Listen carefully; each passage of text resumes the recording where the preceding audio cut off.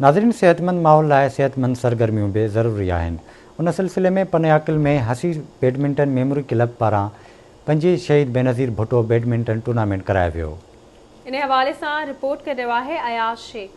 सेहतमंद माहौल लाइ सेहतमंद सरगर्मियों भी तमाम ज़रूरी आहिनि। इन सिलसिले में पनवाकिल में हसी बैडमिंटन क्लब पारां 5 शहीद मोहतरमा बेनज़ीर भुट्टो बैडमिंटन टूर्नामेंट मुनक़िद कई वई। टूर्नामेंट में पनवाकिल ऐं भरपासे जे इलाइक़नि खां 16 टीमुनि हिस्सो वरितो। टूर्नामेंट जो फाइनल स्टेडियम बैडमिंटन क्लब ऐं हसी बैडमिंटन क्लब विच में थियो, जंहिंमें स्टेडियम बैडमिंटन क्लब जे सतीश कुमार ऐं मोहित कुमार फाइनल खटे टाइटल पंहिंजे नाले करे वरितो। टूर्नामेंट में महिमान ख़ासि chief engineer irrigation Mohammad Ishaq Abbasi, assistant मुख्तियारकार तुफेल अहमद शेख, पीपी अगवान मुजीब मैसर, नाले वारे वापारी खलील अहमद शेख, प्रेस क्लब पनवाकिल जे सदर अब्दुल्ला चाचड़ ऐं सहाफ़ी जमील लंजार समेत वॾे अंग शहरनि ऐं तमाशाइनि शिरकत कई। उन वक़्तु टूर्नामेंट जे ऑर्गेनाइज़र आमिर शबीर शेख आयल महिमाननि ऐं रांदीगरनि आवाज़ टीवी सां ॻाल्हाईंदे चयो त असां अॼु बैडमिंटन टूर्नामेंट खटी आहे।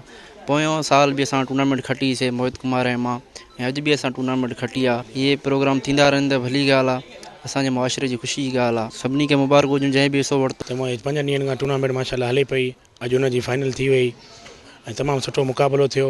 इंशाल्लाह असां अॻियां बि इहे प्रोग्राम मुनक़िद कराईंदा रहंदा। असांजो सभ खां पहिरियों इहा ई तरजीह हूंदी आहे त पनवाकिल में असां सुठा बैडमिंटन जा इवेंट करायूं ऐं तमामु रांदीगरनि खे सुठो मौक़ो ॾियूं, जीअं एक्टिविटियूं असांजियूं वधनि।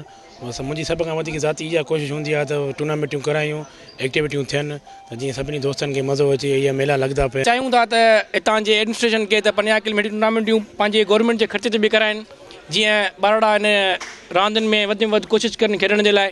असां वटि टैलेंट त खोड़ सुठो आहे, पर उन टैलेंट खे यूज़ करण जे लाइ असांखे ग्राउंड हुजणु घुरिजनि। जीअं तालीम बुनियादी ज़रूरत आहे त हीअ रांदियूं बि बुनियादी ज़रूरत आहिनि।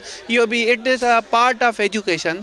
इहो बि हिकिड़ो तालीम जो हिसो आहे। इहे रांदियूं थींदियूं रहनि, इन सां शऊर पैदा थींदो आहे, माण्हू में एक्टिविटी पैदा थींदी आहे। हिन अहिड़े माहौल में अहिड़ियूं रांदियूं थींदियूं रहनि, उन सां काफ़ी फ़र्क़ु पवंदो आहे। सो मुंहिंजो पैगाम इहो ई आहे, जेके बि सेहतमंद माहौल आहिनि उन में रांदियुनि जो तमामु ख़ासि पार्ट आहे। सो असांजो पनवाकिल, मां तव्हांखे ॿुधायां त पुराणो असांजे रांदियुनि जो मर्कज़ रहियो आहे, ख़ासि करे बैडमिंटन, ख़ासि करे पंहिंजो वॉलीबॉल। मुंहिंजो वरी बि इहो पैगाम आहे त हिन शइ खे क़ाबू कयो, हिन शइ ते स्ट्रगल कयो।